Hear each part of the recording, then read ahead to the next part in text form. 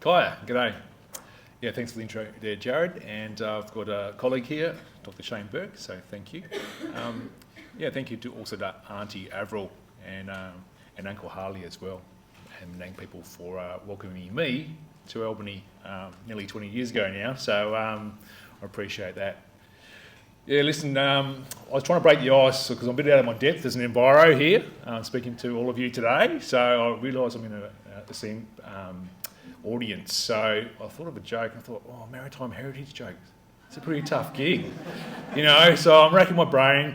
And anyway, I cast back my memory to a former harbour master about 10 years ago, and he had a big audience like this, and he told a joke in the traditional sort of maritime vogue. I'm not going to lie, it was bloody filthy. It really was. So I'm not going to tell that joke. It wouldn't be appropriate. But it was quite entertaining. Yes. So I'm here to talk about the Albany Pilot Station today. Rather than the joke, I'd just like to steal a few points from Malcolm's storytelling and a bit of osmosis I've picked up along the way. But Albany was a hub or a hive of successionist sort of sentiment there, with our rivals Perth and Fremantle for quite some time during its heyday. And also part of its strong history is the Lumpers strike of 1901, and that story is beautifully told in the local museum. But quite the sport, I think, after closing time at the pubs was giving the imported labour a bit of a touch up. So a bit of a propensity for violence there as well. So that's not necessarily a great thing, and I'm not advocating for that by any means. But there's certainly visitors that are welcome today. We're very inclusive, and we are successionists in our past and propensity for violence, but that's okay. You're very, very courageous. So thank you for coming down. And with that, I'll crack on a bit and won't keep you too long, but we'll call Dr. Shane Burke in from the University of Notre Dame as well at the end to walk through the archaeological aspects we've been talking about. So I work for Southern Ports, and we are three ports of Albany, Bunbury and Esperance, and my strong view is Albany's the best, but I'm not allowed to say that. And we also got a West Perth office as well, so we're quite a large organisation now. The site I'm talking about, the Albany Pilot Station, is really strategically located. It's right sort of halfway between Binlup, Middleton Beach, around that amazing world-class boardwalk, and town. And it's already a really active node for active transport, cycling, walking, running, park run, those sorts of things. People use it as a commencement or an end-off or a hop-off spot. And there's no facilities along the way on that quite a long walk. So it's ideally situated, nestled right above Ataturk Channel, up there on Irra or Mount Adelaide. So, they left us with some opportunities, I guess. And I might just play this quick video. I would say if it wasn't for the harbour and the port, Albany probably wouldn't exist. As a reminder of the importance of this port, this pilot station where I'm standing now played a vital role in guiding ships in and out of the harbour. This is where the pilots lived and worked. They would go out in all weathers at all times of day onto ships in open rowing boats to then guide the ships into the harbour. This went on for decades. It brings the whole operation of the port to life, having this reminder through this pilot station.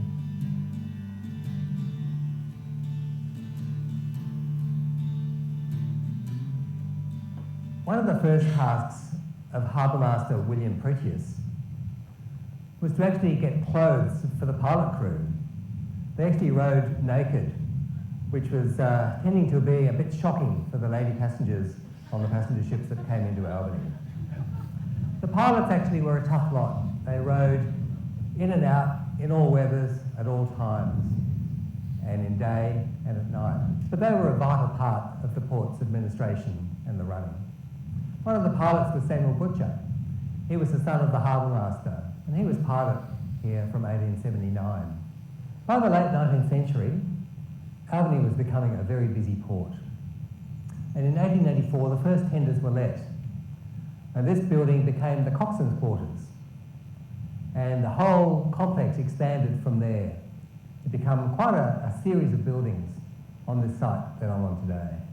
But things changed in Albany around the turn of the 20th century as Fremantle Harbour developed and became the main port of the colony and then state. So the uses of the pilot station dwindled. But we're very lucky today to have the bones of that pilot station still in existence, that vibrant history of Albany's port at its heyday. And let's hope that we can actually revitalise it and show people some things of the past in Albany's port. Yeah, thank you. That's Malcolm there. Now I'm going to make this stick today, Mr. Albany. So if you haven't met Mr. Albany, certainly have a chat to him as well. And terrific photo here showing just the complexity of the site from east through to west, closer in terms of aspect.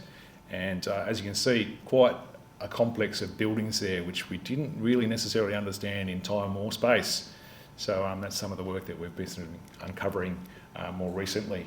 But before I do that, I'd just like to throw convention on its head a bit more and sort of thank our partners right up front, because without their leadership and their passion and their time and commitment to this project, we wouldn't be where we are, which is funded now and ready for exciting engagement in the future.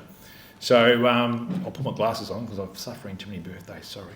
And I hope I don't forget anyone. I can't see you when I look up. That's the problem. But in any case, our key strategic partner, the City of Albany, yeah, certainly in terms of the linkage and some of the concepts and ideas that we've created together is absolutely astounding. And a special mention for Anthony McEwen, Kalinga and Sue Lefroy, who I think is up the back there as well. So if the mayor's still around, probably pay rise appropriate, but that would be good. Also, the University of Notre Dame is hidden chains here today, and the University of Notre Dame, I'll talk a bit in a minute, but I've done some more work for us there. Also, Josephine Hayes from Nice Design, who's helped bring some of the oral histories and those stories together and woven those beautifully in a sort of parallel project we're running as well, called Voice Prints, together with Malcolm, whose steerage and guidance has been amazing. Who else have I forgotten? Oh, the University of Western Australia, the design school, who helped us pretty early on in our piece, also those guys, and the Great Southern Development Commission. So the next bit of this presentation, I'll probably try and slow down a little bit and unpack a bit of our journey, because as someone probably not from your background or understanding of how all these things come together, we've been on quite a long journey. Yeah, as you'd imagine. So I guess back over my time at the port, there's been quite a few offers to relieve us of this site. And when you go there, or if you've been around there, you will understand why, because it's quite a stunning place. It's a strategic place and a very special place, and in the intersect of a lot of cultures and a lot of people. And shout out to the Menang people and Uncle Harley, who's slipping out the back there, because he helped with this stuff as well. Thank you. So, yeah, and I mean, maritime heritage is human heritage. There isn't a people anywhere that haven't somehow been engaged or involved or rely upon maritime heritage, and this is a key place within Albany. Yep, plenty of offers, and again, sorry, glasses on. Yeah, we undertook some baseline condition monitoring and established a conservation management strategy.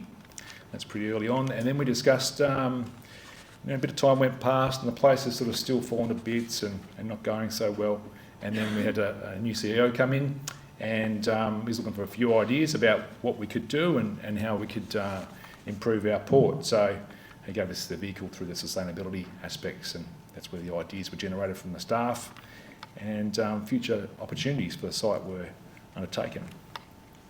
And that integration with those partners, and we started bringing some friends together and running them all the way. So yeah, I've said it's already an iconic node, and the City of Albany were integral in terms of helping us with that strategic lens. My colleague Russell Pohl is here. He's the project manager for this project now, and also was integral in undertaking the priority maintenance works to sort of help keep the band-aid on until we could get in and do some heavy lifting and make the place a lot better. So back in 2021, we also had, by chance, a a chance encounter with the UWA School of Design, and we're all sort of scientists and engineers and accountants, so we're not much good for this sort of stuff, really, to be honest. So we needed some smarts and some enthusiasm and some creativity, and UWA Design School really brought that in for us and started us thinking and getting really quite passionate about the project. So we took those designs and they kind of informed our request for quotation. All the best pits we sort of cherry picked, and we sort of scoped that up, and we went out to market and got someone to help us sort of flesh that concept out in a more sort of cohesive and professional way. And that was good, so we had something to talk to now, and that was excellent. So within that quote though, I'll sort of pause and just sort of say, we did push through an employment obligation in one of the young students from the UWA Design School that helped us with the initial concepts.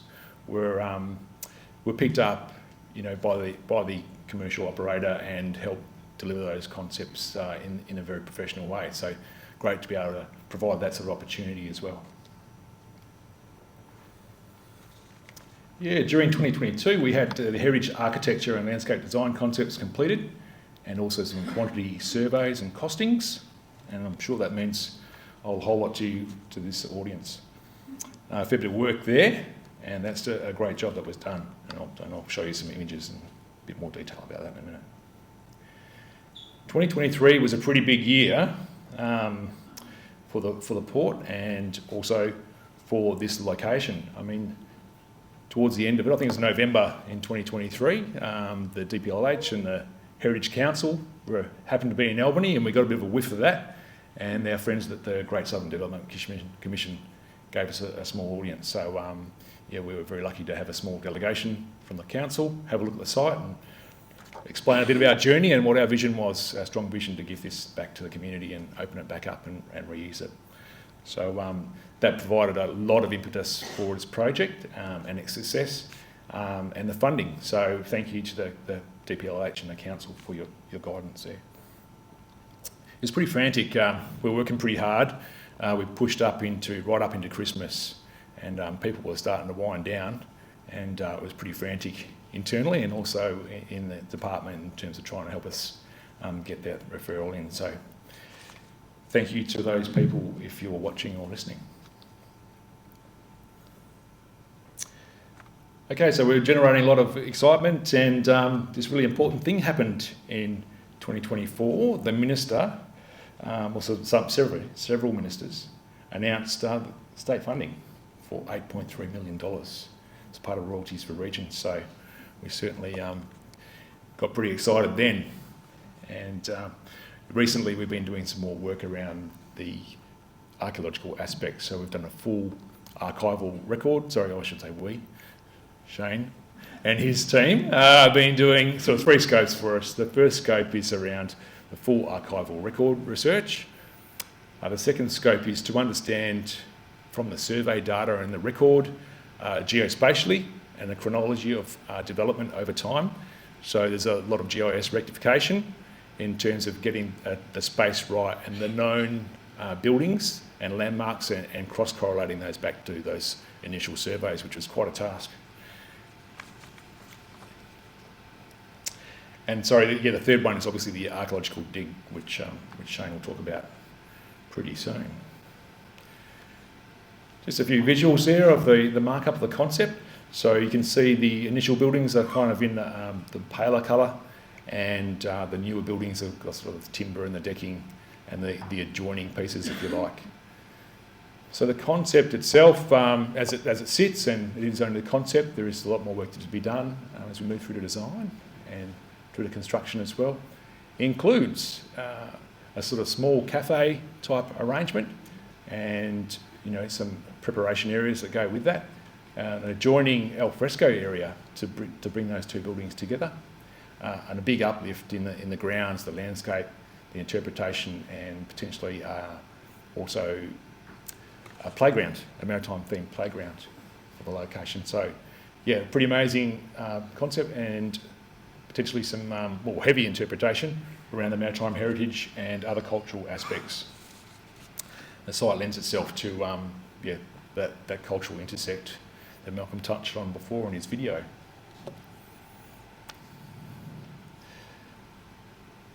Yeah, so that's the historic pilot station and the cottages. And without reading all that sort of stuff, we're really excited at Southern Ports to bring that gift back to, and this treasure, back into the community. And we're working pretty hard, especially Russell, to make that happen. So yeah, with that, I'll probably throw to Shane and ask him to talk to, also flag up these few visuals, ask him to talk to the archaeological aspects. Thanks, Shane.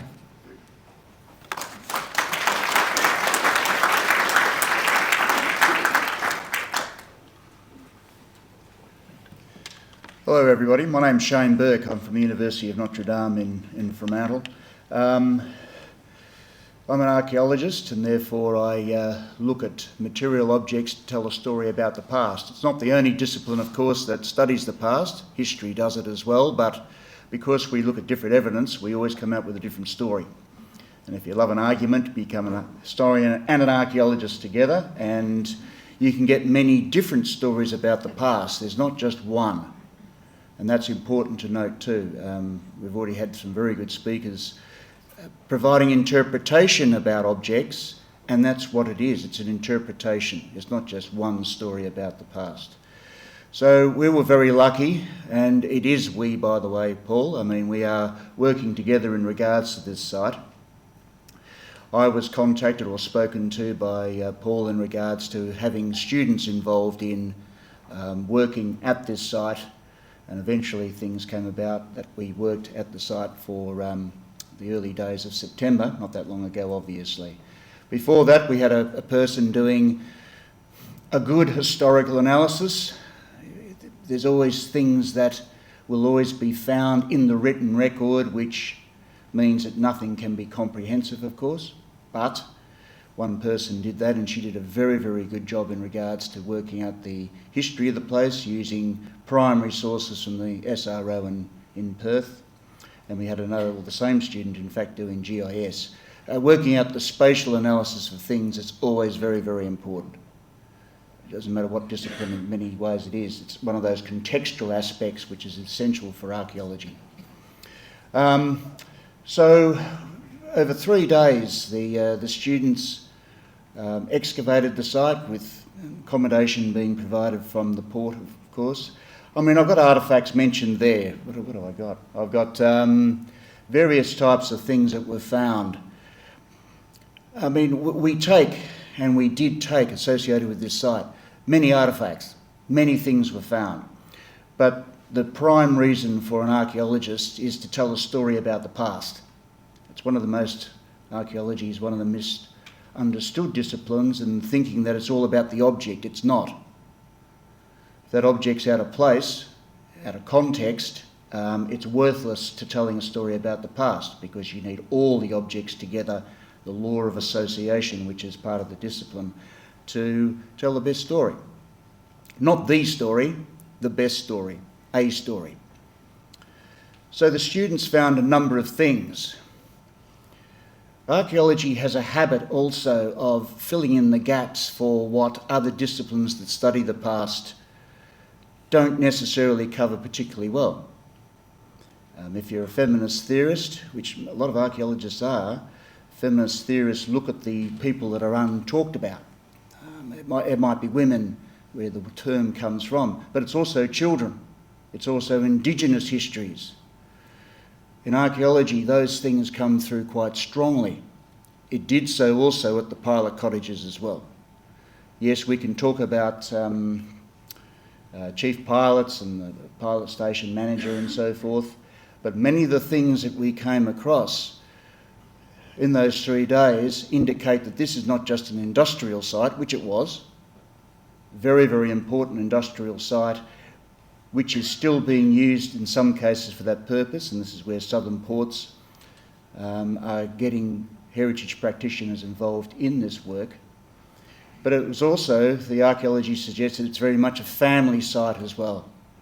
Lots of information about women and children, what they ate. One of the 5 principles of archaeology is describing cultural change. Now, culture, of course, is those non-biological behaviours that we have. We all change, or our cultures change, even though biology speaking, DNA, doesn't necessarily. But we found a lot of evidence to say that these people were eating different things compared with what we do today, even though some of us in this room would remember grandmother's stew or something like that. Different types of bone came through which indicated that they were eating what we'd refer to today as cheaper meat cuts.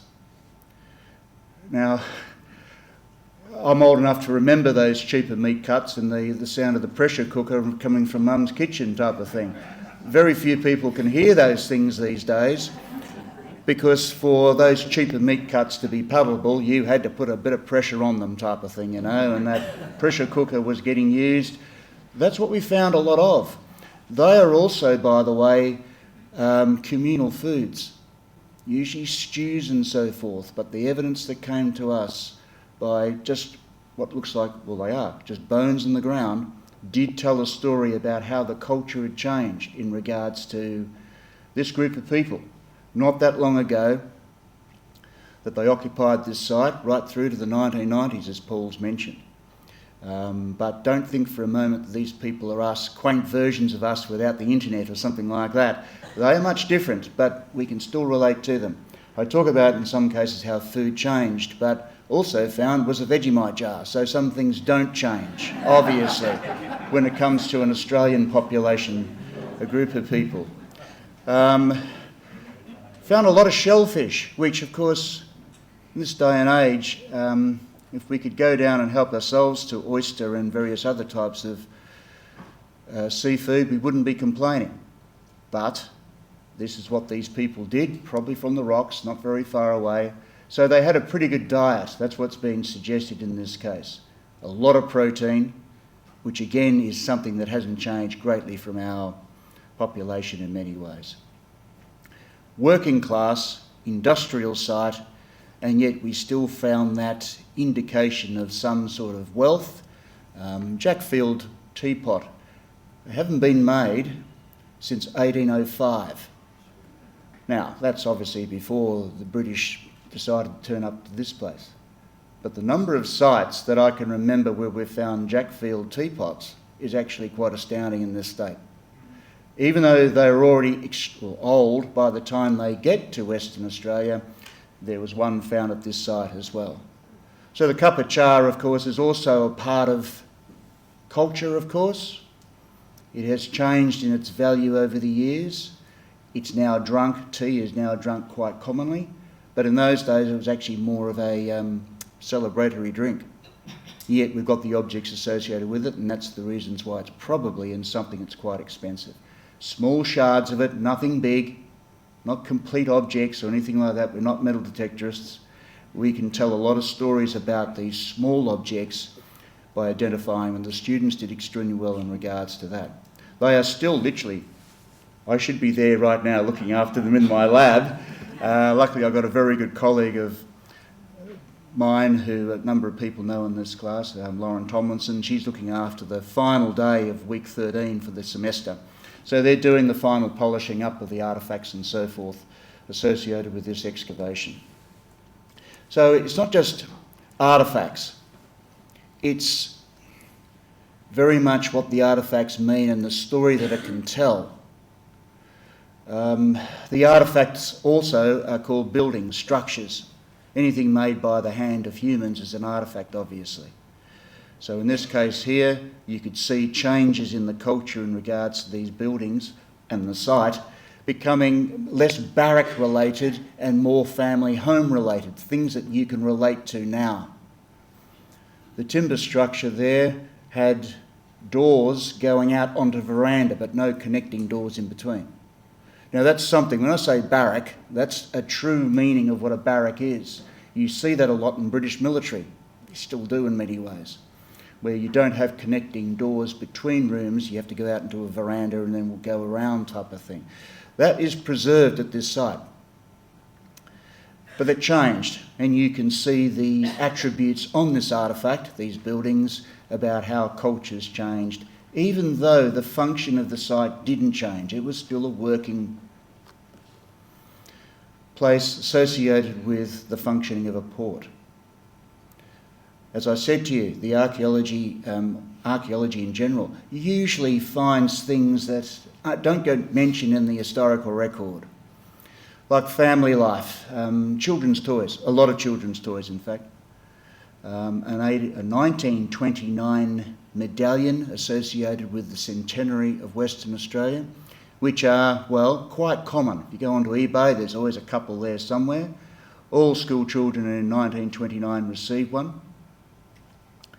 But we found one in secondary contexts associated with this material. So again, children are there. We know through the historical record, but we're also finding the typical children behaviour of losing things.